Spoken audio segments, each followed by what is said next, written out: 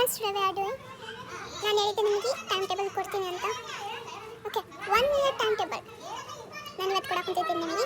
ಇದು 11th ನೀವು use ಮಾಡ್ಕೊಬಹುದು. ಬೇಕಂದರೆ ಇಲ್ಲಿ 12th ತಕ್ಕೆಲ್ಲ ನೀವು 11th ಅಂತ ಕೂಡ ಬರ್ಕೊಬಹುದು. ಓಕೆ, ಅರ್ಥ ಆಯಿತು? ಯಾಕಂದರೆ very easy for you.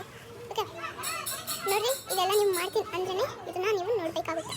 Okay, ಯಾಕಂದರೆ ನೀಟು JEE CET ಅನ್ನೋದು ಭಾಳ ಟಫ್ ಕಾಂಪಿಟೇಟಿವ್ ಇರುತ್ತೆ. ಯಾಕಂದರೆ ಭಾಳ ಮಂದಿ ಅದಕ್ಕೆ ಇನ್ಶೂರ್ ಸೆಲೆಕ್ಟ್ ಆಗುತ್ತಾರೆ, ಹೌದಾ?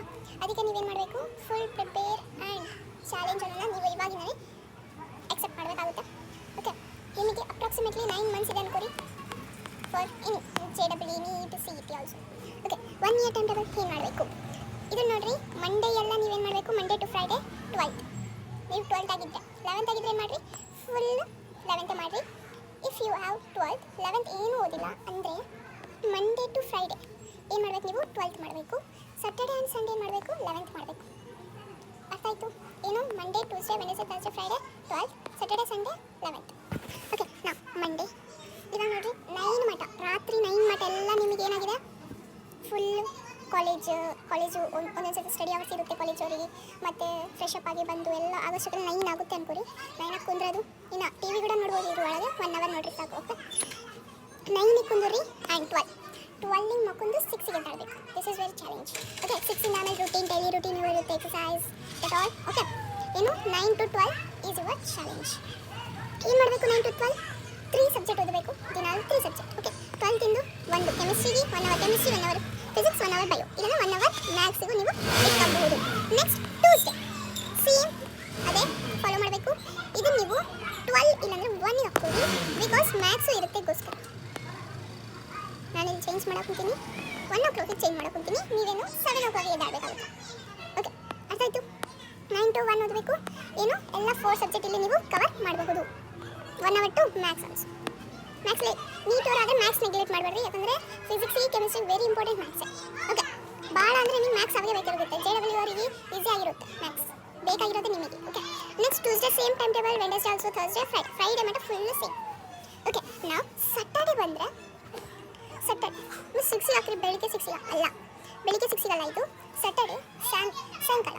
ಯಾಕಂದರೆ ಒಬ್ಬೊಬ್ಬರಿಗೆ ಸ್ಯಾಟರ್ಡೇ ಆಫ್ ಡೇ ಇರ್ಬೋದು ಕಾಲೇಜ್, ಇಲ್ಲಾಂದರೆ ಲಾಸ್ಟ್ 4 o'clock ಮಟ್ಟ ಇರ್ಬೋದು. ಆಮೇಲೆ ನೀವು 6ಗೆ ಸ್ಟಾರ್ಟ್ ಮಾಡಬೇಕಾಗುತ್ತೆ ಓದೋದು, 6 to 10. ನೆಕ್ಸ್ಟ್ ಸ್ಯಾಟರ್ಡೇ ಅನ್ನೋದು ಜಲ್ದಿ ಮುಕ್ಕೋರಿ. ಓಕೆ, ನೆಕ್ಸ್ಟ್ 11th ಸಬ್ಜೆಕ್ಟ್ ಅಂದರೆ 11th ಸ್ಟ್ಯಾಂಡರ್ಡಿಗೆ ನೀವು ಓದಬೇಕಾಗುತ್ತೆ. ಅವಾಗೆ ಎಲ್ಲ 1 ಅವರ್. ನಾವು ನೆಕ್ಸ್ಟ್ ಸಂಡೇ ಬಂದರೆ 9 to 1 ಆ್ಯಂಡ್ 6 to 10 ಓದಬೇಕಾಗುತ್ತೆ. ಅಂದರೆ 2 hours ಈಚ್ ಸಬ್ಜೆಕ್ಟಿಗೆ ನೀವು ಕೊಡಬೇಕಾಗುತ್ತೆ. ಯಾಕೆ ಅಂತ ಹೇಳಿದರೆ ವೆರಿ ಇಂಪಾರ್ಟೆಂಟ್ 11th, ಯಾಕಂದರೆ 50% 11th ಸಬ್ಜೆಕ್ಟೇ ಬರುತ್ತೆ. 2 hours ಯಾಕೆ ಕೊಡಬೇಕು ಅಂದರೆ ನೀವು ಸ್ಟಡಿ ಅವರ್ಸ್ ಭಾಳ ಮಾಡ್ತಾ ಹೋಗಬೇಕೋಸ್ಕರ. ಓಕೆ, 9 to 1 6 to 10 ಹಿಂಗೆ ಮಾಡಿರಿ. ನಿಮಗೆ ನಿಜ 21 days ಫುಲ್ ಪ್ರಾಕ್ಟೀಸ್ ಮಾಡಿದರೆ ಕಂಟಿನ್ಯೂ ಆಗಿ ನಿಜ ನೀವು ಸ್ಟಡಿ ಅಂದರೆ ಏನು ಅಂತ ಎಂಜಾಯ್ ಮಾಡ್ತೀವಿ ಅವಾಗ. Okay, 2 hours chemistry, 2 hours physics, 2 hours bio, 2 hours maths ಹಿಂಗೆ ಮಾಡ್ತೀವಿ. 9 to 1 ಅಂದರೆ ಎಷ್ಟು, 4 hours and 6 to 10 is 4 hours. 1 hour ಇದನ್ನು ಮಾಡಿರಿ, ಇಲ್ಲಾಂದರೆ 2 hours ಈ ಸಬ್ಜೆಕ್ಟಿಗೆ ಕೊಡ್ರಿ. 9 to 11 ಕೆಮಿಸ್ಟ್ರಿ, 11 to 1 ಫಿಸಿಕ್ಸ್ ಬೆಳಿಗ್ಗೆ ರಾತ್ರಿ.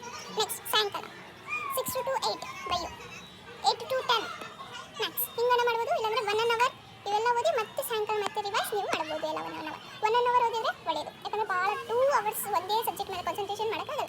ಓಕೆ, 1 hour ಓದಿದ್ರೆ ಮತ್ತೆ ಸಾಯಂಕಾಲ 1 hour ಓದಿದ್ರೆ ಸಾಕು. ಓಕೆ, ಇಲ್ಲಿ ಏನಾದರೂ 8 hours, ಇಲ್ಲಿ 4 hours, ನೆಕ್ಸ್ಟ್ ಇಲ್ಲೆಲ್ಲ ಕೂಡ 4 hours ನೀವು ಓದಕ್ಕೆ ಕುಂತಿದ್ದೀರಿ ಅಂತ ಅರ್ಥ ಆಯಿತು. ಓಕೆ, ಇವಾಗ ಇಫ್ ಹಾಲಿಡೇ ಇದ್ದರೆ, ಯಾವಾಗ ಹಾಲಿಡೇ ಬಂದರೆ ಏನು ಮಾಡಬೇಕು ಅಂದರೆ, ಹಾಲಿಡೇ ಇದ್ದರೆ ಏನು ಮಾಡಿರಿ, ಸಂಡೇ ಟೈಮ್ ಟೇಬಲ್ ನೀವು ಫಾಲೋ ಮಾಡಬೇಕಾಗುತ್ತೆ. ಓಕೆ, ಅಂದರೆ 1 hour ಇಲ್ಲಿ ಏನಿದೆ 9 to 1 ಬೆಳಿಗ್ಗೆನ ಇಲ್ಲಾಂದರೆ ಸಾಯಂಕಾಲನ ಏನು ಮಾಡಿರಿ 12th ಸಬ್ಜೆಕ್ಟಿಗೆ ಓದಬೇಕು. ಇನ್ನು ನೆಕ್ಸ್ಟ್ 6 to 10 ಇಲ್ಲಾಂದರೆ 9 to 1 ಒಳಗೆ ಇಲ್ಲಿ ನೋಡಿರಿ, ಇಲ್ಲಿ 4 hours, ಇಲ್ಲಿ 4 hours ಇದೆ, ಹೌದಾ? ಈ 4 hours ಒಳಗೆ 12th ಸಬ್ಜೆಕ್ಟನ್ನು ಮಾಡಿರಿ, ಇಲ್ಲಾಂದರೆ ಇದ್ರ ಒಳಗೆ ನಾ 12th ಸಬ್ಜೆಕ್ಟ್ ಮಾಡಿ.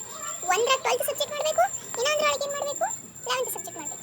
11th ಸಬ್ಜೆಕ್ಟ್ ಮಾಡೋಕ್ಕೆ ಆಗಲ್ಲ ಅಂದರೆ ಏನು ಮಾಡಿರಿ, ಕಾಂಪಿಟೇಟಿವ್ ರಿವಿಷನ್ ಮಾಡಬೇಕು, ಕಾಂಪಿಟೇಟಿವ್ MCQs ಪ್ರಾಕ್ಟೀಸ್ ಮಾಡಬೇಕು, ಇಲ್ಲಾಂದರೆ ರಿವೈಸ್ ಮಾಡಬೇಕು. ಓಕೆ, ಅರ್ಥ ಆಯಿತು? ಕಾಂಪಿಟೇಟಿವ್ ಹೆಂಗೆ ಮಾಡ್ತೀರಿ ನೀವು, ಏನು ಮಾಡಬೇಕು, ಈಗ for example Monday to Friday ಏನೊಂದು ರಜಾ ಬಂತು, ಮಂಡೇ ದಿವಸ ರಜಾ ಏನೋ ಬಂತು ಅಂದರೆ ಏನು ಮಾಡಬೇಕು, ಮಂಡೇ ಟು ಫ್ರೈಡೇ ಏನೊಂದು ರಜಾ ಬಂತು ಒಂದು ದಿವಸ ಅಂದರೆ ನೀವು ಸಂಡೇ ಟೈಮ್ ಟೇಬಲ್ ಫಾಲೋ ಮಾಡಬೇಕಾಗುತ್ತೆ. 2 hours ಆದರೆ ಇದು ಒಂದು ಪೀರಿಯಡ್, ಇದು ಒಂದು ಪೀರಿಯಡ್, ಒಂದು ಪೀರಿಯಡ್ ಒಳಗೆ 12th, ಇನ್ನೊಂದು ಪೀರಿಯಡ್ ಒಳಗೆ 11th ಮಾಡಬೇಕಾಗುತ್ತೆ. ಅರ್ಥ ಆಯಿತು? ಕ್ಲಿಯರ್? ಓಕೆ, ಇಲ್ಲಾಂದರೆ ಫುಲ್ ಡೇ ನೀವು 12ಗೂ ಕೊಡ್ಬೋದು, ಯಾಕಂದರೆ ಅವತ್ತಿನ ದಿವಸ ಎಲ್ಲ 12th ಮಾಡಬೇಕೋಸ್ಕರ. ಓಕೆ, ಫುಲ್ ಡೇ ನೀವು 12ಗೆ ಕೊಡಬಹುದು. 12ಗೆ ಕೊಟ್ಟು 1 ಅವರ್ ನೀವು ರಿವಿಷನ್, 1 ಅವರ್ ಕಾಂಪಿಟೇಟಿವ್ ಮಾಡಬಹುದು. ಅರ್ಥ ಆಯಿತು? ಹಿಂಗನ ಮಾಡಿ ಹಂಗನ ಮಾಡಿ. ಅರ್ಥ ಆಯಿತು? ಯಾವಾಗ ಹಾಲಿಡೇ ಇರುತ್ತೆ, ದಿಸ್ ಇಸ್ ವೆರಿ ಇಂಪಾರ್ಟೆಂಟ್.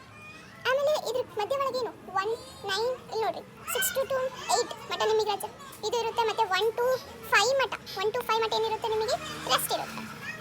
ಅರ್ಥ ಆಯಿತು? 2 to 2 hours best time table ಇದು. ಓಕೆ, ನಾನು ಇದನ್ನೇ ಫಾಲೋ ಮಾಡ್ತೀನಿ. ಓಕೆ, ಅರ್ಥ ಆಯಿತು? ಇದು ಹಿಂಗೆ ಮಾಡಬೇಕು ಏನಿಲ್ಲ ಅಂತ. ಇದ್ರೊಳಗೆ ನಿಮಗೆ 12th ಕವರ್ ಆಗುತ್ತೆ, 11th ಕವರ್ ಆಗುತ್ತೆ. ಅಪ್ರಾಕ್ಸಿಮೇಟ್ಲಿ ನಾನು 9 ಮಂತ್ಸ್ ಇಟ್ಕೊಂಡು ನಾನು ಇದನ್ನು ಮಾಡಿದ್ದೇನೆ. 9 ಮಂತ್ಸ್ 80 ಅನ್ಕೊಂಡು ನಾನು ಈ ಟೈಮ್ ಟೇಬಲ್ ಮಾಡಿದ್ದೆ.